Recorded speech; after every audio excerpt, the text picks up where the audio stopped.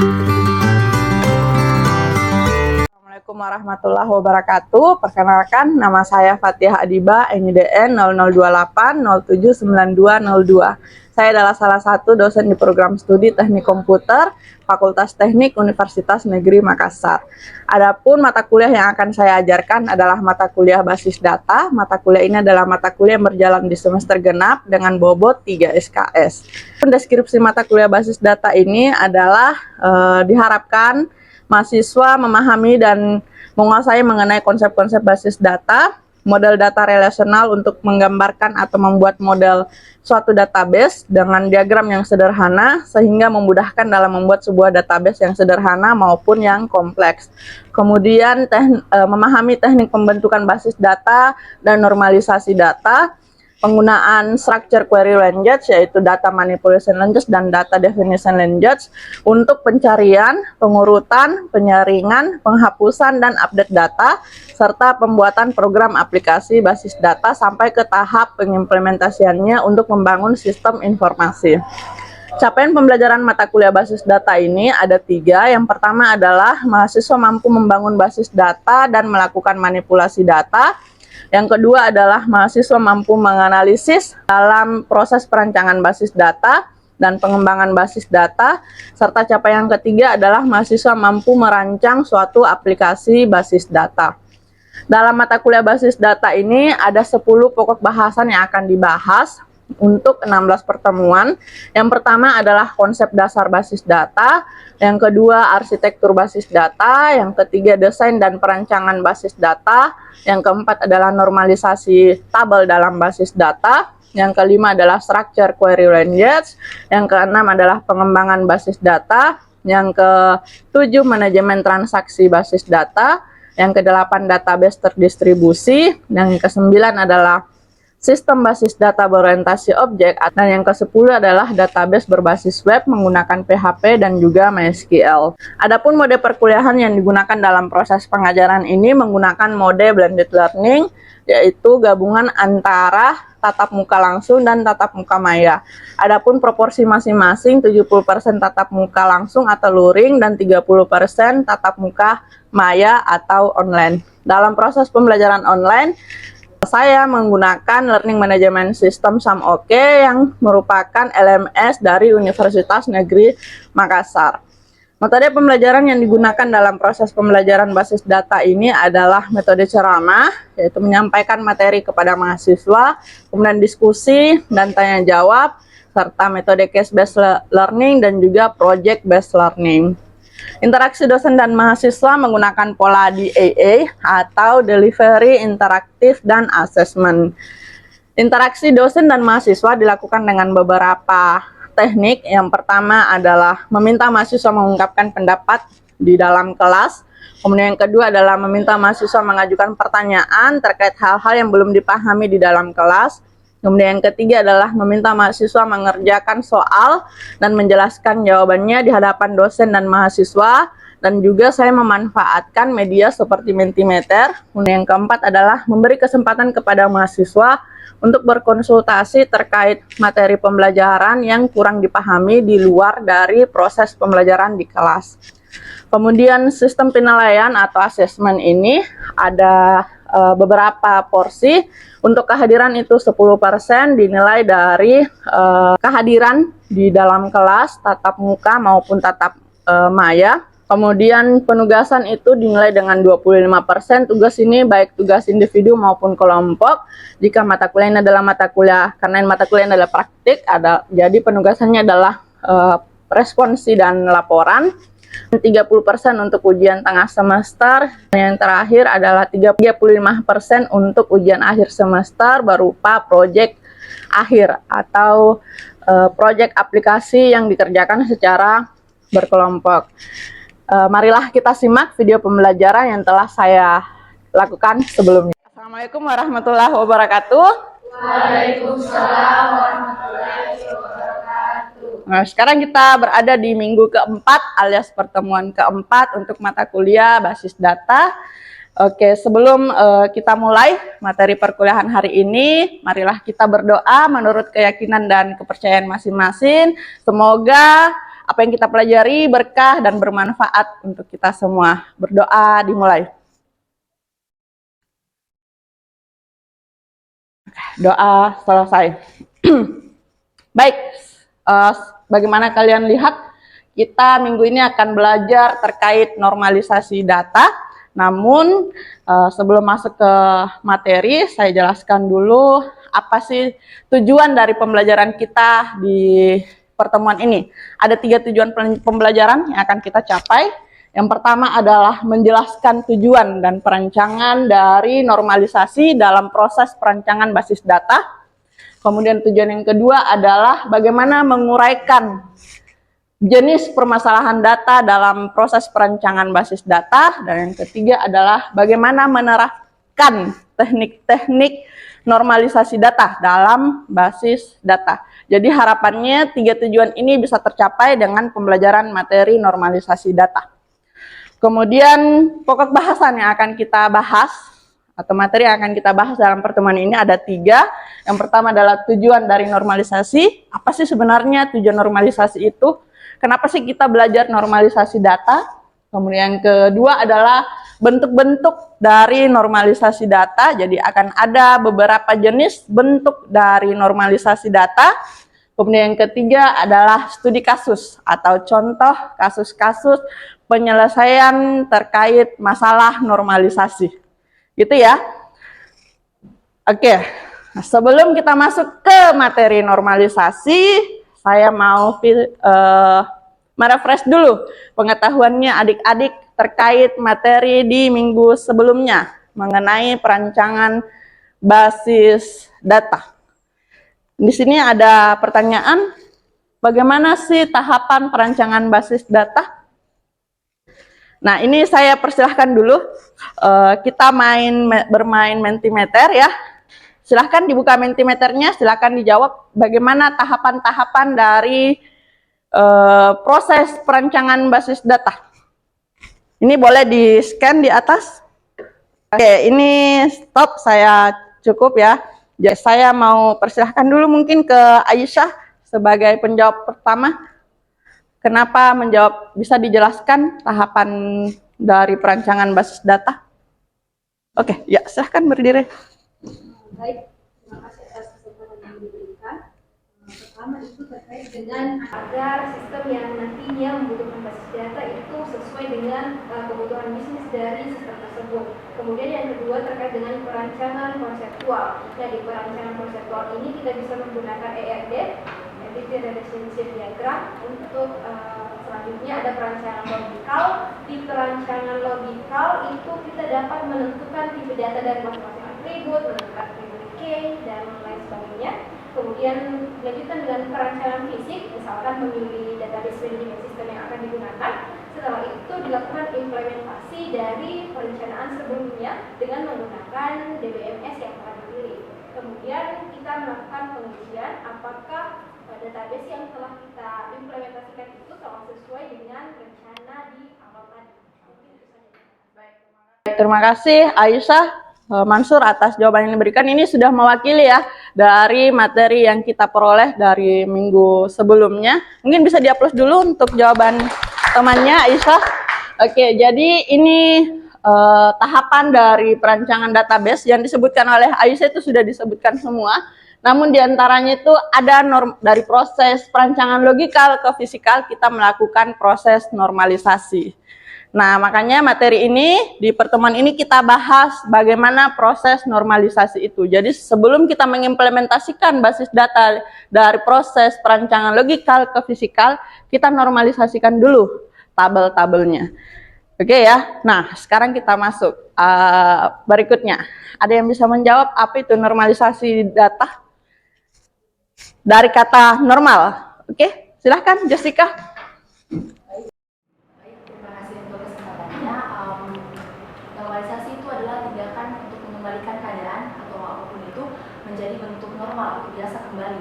Sehingga dapat disimpulkan bahwa normalisasi data itu adalah proses pengorganisasian database untuk mengurangi redundansi atau pengulangan data. Oke, baik, terima kasih. Silahkan upload.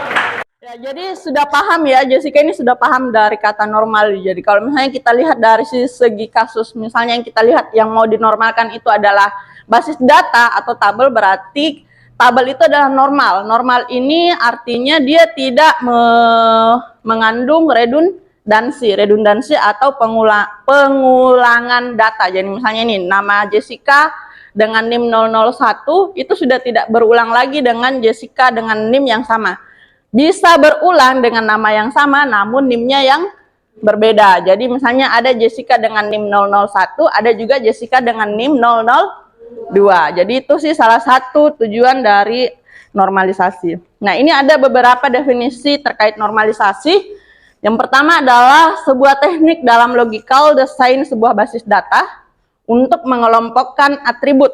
Ini atribut ini kolom-kolom atau field-field dari suatu relasi sehingga membentuk struktur relasi yang baik tanpa redundansi. Seperti tadi yang saya sebutkan, beredundansi ini adalah untuk mencegah atau menghilangkan pengulangan data atau kerangkapan data. Kemudian apalagi yang dimaksud dengan normalisasi? Ada juga definisi yang lebih singkat. Normalisasi itu adalah pembentukan struktur basis data sehingga sebagian besar ambiguitas itu bisa dihilangkan. Ambiguitas itu apa? Jadi misalnya kita melihat sebuah data ini masih bisa sebenarnya dinormalisasikan karena mengandung makna yang abstrak. Ya, jadi misalnya nih, ada tabel, dalam satu tabel itu memuat kode mata kuliah, NIM, alamat, kemudian nama mata kuliah. Padahal dalam satu tabel itu kita bisa pecah, khusus tabel mata kuliah, khusus tabel mahasiswa. Nah, namun itu masuk semua, ambigu. Ini tabel apa sebenarnya? Apakah tabel mahasiswa, tabel mata kuliah, atau tabel apa? Nah, itu ya, jadi normalisasi itu tujuannya seperti itu, menghilangkan redundansi, menghilangkan juga ambiguitas, yaitu yang seperti tadi ya, yang saya maksud. Nah, tujuan normalisasi itu sangat banyak. Namun kita persingkat jadi 3. Jadi yang pertama itu adalah dia menghilangkan kerangkapan data. Jadi rangkap redundansi. Kemudian untuk mengurangi kompleksitas yang tadi yang saya berikan contoh, di situ dalam satu tabel ada tabel mata kuliah digabung, kode mata kuliah, nama mata kuliah, jumlah SKS per mata kuliah, kode NIM mahasiswa, nama mahasiswa, alamat mahasiswa, itu dalam satu tabel semua. Nah, itu untuk mengurangi kompleksitas. Kalau tabel yang saya sebutkan tadi itu kan kompleks ya. Nah, kemudian tujuan yang ketiga adalah mempermudah pemodifikasian data. Jadi kalau misalnya tabelnya jelas, jadi kita mudah dalam memodifikasi data. Nah, ini adalah tahapan-tahapan dari normalisasi. Jadi tahapan normalisasi itu sebelum kita mengubah ke bentuk kedua ada tahapannya. Jadi ini mulai dari bentuk normal, bentuk tidak normal, lalu pindah ke bentuk normal pertama, one normal form, lalu pindah ke tahapan berikutnya adalah bentuk normal kedua, second normal form, bentuk normal ketiga atau third normal form, lalu pindah ke BCNF, boycott normal form, lalu normal keempat. Nah, kalau yang kita lihat di sini ini harus terstruktur, tidak bisa misalnya dari 1NF langsung ke 3NF. Harus melalui 1NF baru ke 2NF. Tidak bisa dari 2NF tanpa melewati tahapan proses 1NF. Jadi harus bertahap. Paham ya maksudnya sampai di sini? Oke. Nah, ini kriteria normalisasi. Bagaimana sih sebuah tabel dikatakan normal? Kapan sebuah basis data atau tabel-tabel dalam basis data itu dikatakan normal? Ini ada 3. Yang pertama adalah tidak ada dekomposisi. Jadi jika ada dekomposisi, maka dekomposisinya harus dijamin lossless joint decomposition. Nah, artinya setelah tabel tersebut diuraikan atau didekomposisi, tabel-tabel baru tersebut harus bisa menghasilkan tabel bentuk semula. Jadi misalnya tadi ada tabel universal. Kita melakukan dekomposisi dari tabel. Ini saya ambil spill dulu. Jadi misalnya dari tabel tabel universal itu memuat tabel mahasiswa, tabel mata kuliah, tabel prodi, ini misalnya nama prodi, jurusan yang lain, ini adalah dia memuat satu tabel ini, kita dekomposisi, kita pecah maksudnya. Jadi ada tabel mahasiswa khusus, ada tabel mata kuliah khusus, ada tabel prodi khusus. Nah, setelah kita melakukan dekomposisi, kalau misalnya kita mau melakukan penyatuan kembali, dia akan membentuk tabel universal berikutnya. Itu maksudnya. Ini ya yang maksud yang poin pertama. Jadi setelah tabel tersebut diuraikan atau didekomposisi, tabel-tabel tersebut mampu menghasilkan tabel ke bentuk semula atau ke tabel universalnya. Jadi tabel universal ini memuat ini, setelah kita dekomposisi membentuk 3 tabel, kalau misalnya kita satukan kembali ke bentuk semula. Itu kriteria bentuk pertama. Kemudian kriteria yang kedua adalah terpeliharanya functional dependency atau ketergantungan fungsional pada perubahan data. Jadi maksudnya di sini adalah kalau misalnya sebuah tabel itu kan setiap tabel harus ada primary key-nya. Nah, kalau misalnya ada sebuah atribut, jadi misal ini adalah name, kemudian nama, lalu di sini adalah alamat. Nama dan alamat ini harus bergantung sama name. Paham ya? Jadi harus terpeliharanya ketergantungan fungsional. Jadi kalau misalnya name saat kita mengakses di sini Jessica, lalu NIM 002 di sini Aisyah. Nah, kalau saya membentuk sebuah tabel baru, di sini ada NIM dan di sini ada nilai basis data. Berarti kalau misalnya saya mengakses NIM 001, berarti yang ditunjuk adalah nama Jessica. Jadi itu maksudnya terpeliharanya functional dependency. Nah, kemudian yang ketiga adalah tidak melanggar bentuk normal BCNF. Nah, ini akan dijelaskan lebih lanjut. Jadi untuk kriteria 1 dan 2 nanti akan kalian dapatkan pertemuan ini. Contoh kasus. Ini kalian lihat di sini tabel pertama atau tabel personil ini tidak normal. Kenapa bisa tidak normal? Oke, silakan Sasi Kirani, kenapa? Tidak ada namanya. Tidak ada namanya. Oke, yang lain? Kenapa kira-kira tabel yang ini tidak normal?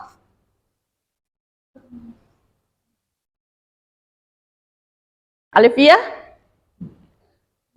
Kenapa tidak normal?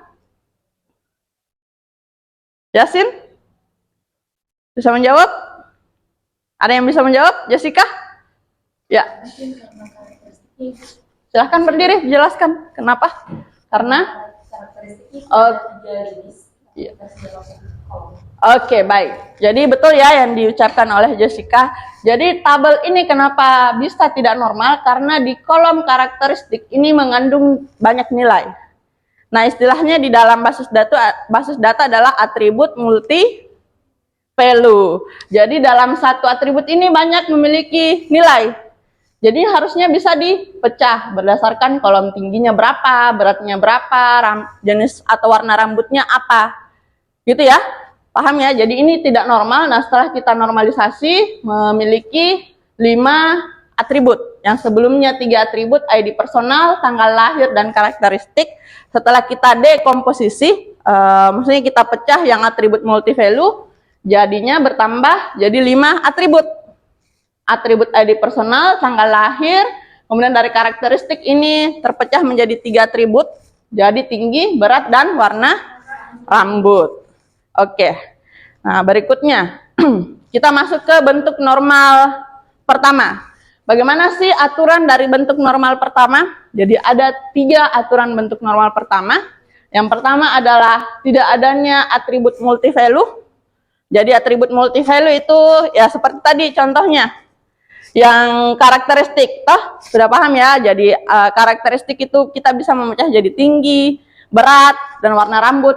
Kemudian atribut komposit. Atribut komposit ini contohnya misal atribut alamat. Nah, alamat ini dikatakan sebagai atribut komposit. Kenapa bisa? Karena alamat ini bisa mengandung jalan, kode pos, dan juga kota atau kabupaten. Jadi ini komposit kita bisa pisahkan. Jadi kita bisa mengakses ini, misalnya nih alamat ini berdasarkan kode posnya. Oh, kita cari saja kode pos 9161. Oh, mengakses ke Kabupaten Goa, Kecamatan Palangga, misal ya. Jadi ini adalah contoh, alamat itu contoh dari atribut komposit. Nah, di bentuk normal pertama, atribut komposit dan atribut multivalue itu tidak ada. Kita harus normalisasikan, kita hilangkan. Oke, kemudian bentuk yang kedua adalah aturan yang kedua adalah mendefinisikan atribut kunci. Jadi kalau sebelumnya misalnya tidak ada primary key-nya, kita harus mendefinisikan mana atribut yang merupakan primary key, kunci ya. Oke, kemudian atribut yang kriteria yang ketiga adalah setiap atribut dalam tabel tersebut harus bernilai atomik. Ini aturan yang ketiga ini berkesinambungan dengan aturan yang pertama, karena kalau dia sudah atomik berarti dia sudah tidak multivalue dan sudah tidak komposit. Oke, ini contoh kasus dari bentuk normal pertama. Di sini ada tabel memiliki 3 atribut, NRP, nama, dan hobi. Nah, kira-kira kenapa bisa dia tidak normal? Dari tabel pertama sama yang tabel kedua ini, dia tidak memenuhi bentuk normal pertama. Karena dia mengandung atribut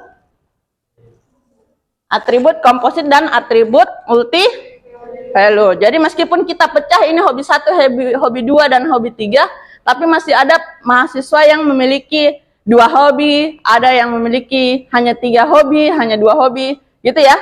Nah, bagaimana kita mengubahnya? Jadi kita melakukan dekomposisi tabel. Gitu ya, jadi kita melakukan dekomposisi tabel, jadi satu tabel kita ubah menjadi, kita normalisasikan jadi 2 tabel. Tabel mahasiswa memiliki 2 atribut, NRP dan nama, dan tabel hobi, NRP dan hobi. Jadi misalnya kita mengakses NRP 0001, berarti dia mengarah ke mahasiswa Heri Susanto dengan hobi sepak bola. Paham ya sampai di sini? Jadi setelah terbentuk ini juga sudah tidak ada atribut komposit dan atribut multivalue, serta nilainya bersifat atomik. Oke, sampai di sini paham? Paham. Oke, baik. Ini normalisasi kedua. Sama tadi dengan syaratnya normalisasi pertama, harus memenuhi bentuk normalisasi pertama, lalu kita ubah ke bentuk normal kedua. Lalu semua atribut bukan kunci hanya boleh bergantung pada atribut kunci. Kemudian jika ada ketergantungan parsial, maka atribut tersebut harus dipisah. Nah, bagaimana contohnya? Jadi misalnya ini ada satu tabel. Ini tabel ini tidak memenuhi bentuk normal kedua karena ada atribut yang tidak bergantung sama atribut bukan kunci. Ada atribut bukan kunci yang tidak bergantung sama atribut kunci. Ya, misalnya mata kuliah MK kode ini kan tidak bergantung sama MHS NRP. Namun MK nama ini bergantung sama MK kode, tidak bergantung sama yang di sini. Itu ya maksudnya. Jadi kita melakukan apa? Dekomposisi. Dari sini kita melihat nanti akan terbentuk 3 tabel. Tabel mata kuliah, tabel mahasiswa, dan tabel yang terbentuk dari 2 gabungan tabel tersebut. Nah, ini. Jadi tabel mahasiswa, tabel mata kuliah, dan tabel nilai. Oke. Sampai di sini ada pertanyaan? Tidak ada. Kalau begitu kita bermain Kahoot. Silahkan dibuka Kahoot-nya. Ini untuk mengevaluasi sudah sejauh mana kalian paham terkait materi normalisasi. Di sini silakan join dengan kode PIN 41035559. Silakan masukkan dengan nama kalian masing-masing ya. Jangan nih. Sudah gabung semua? Oke, sudah ya, sudah. Nah, sekarang kita mulai. Jadi kita bermain dengan waktu. Oke.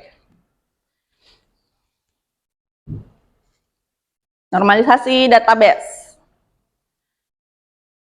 Silakan diperhatikan simbolnya sambil dilihat pertanyaannya.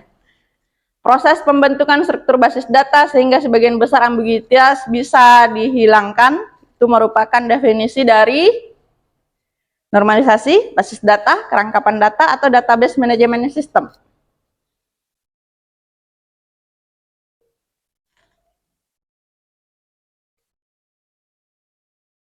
Ayo.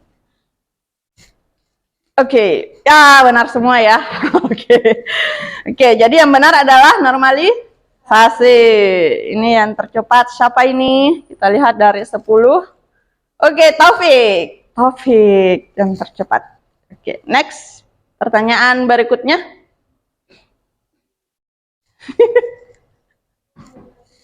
Salah satu tujuan normalisasi data yaitu menghilangkan kerangkapan data. Betul atau salah?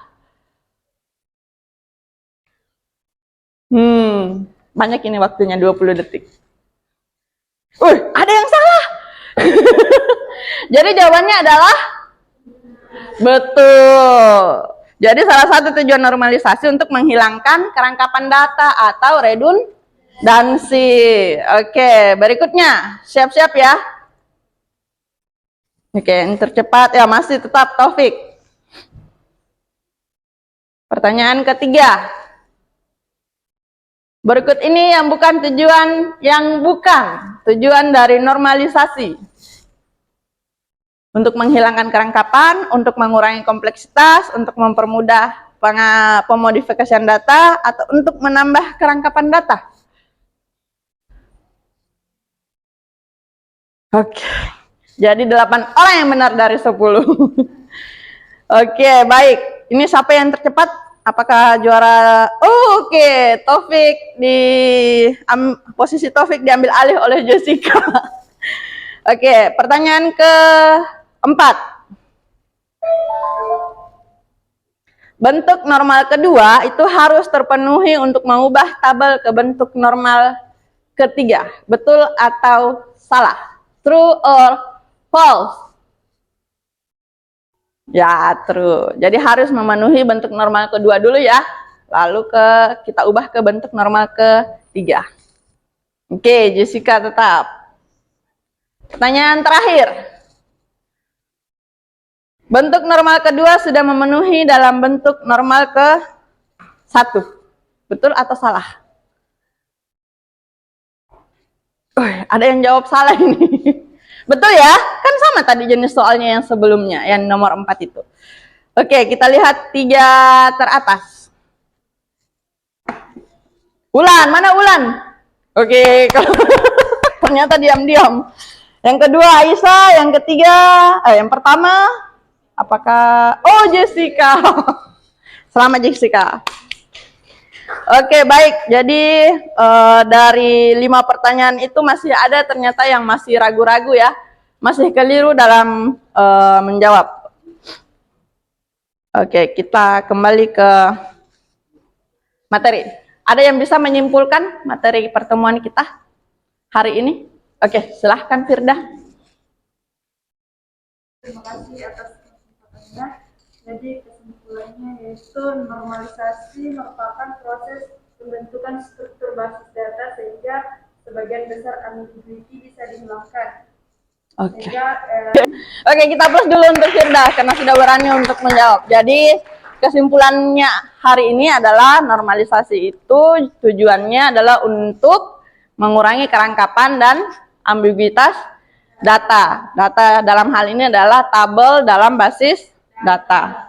Oke, pertemuan berikutnya kita akan membahas terkait ARD atau Entity Relationship Diagram sebagai asesmen atau tugas dibawa ke rumah. Silakan dengan kelompok yang seperti kemarin ya, silakan kerjakan, implementasikan bentuk normalisasi pada desain basis data yang akan dibangun atau dirancang. Ini berkaitan dengan proyek mata kuliahnya. Oke, baik, terima kasih. Saya tutup dengan ucapan wabillahi taufiq wal hidayah. Wassalamualaikum warahmatullahi wabarakatuh.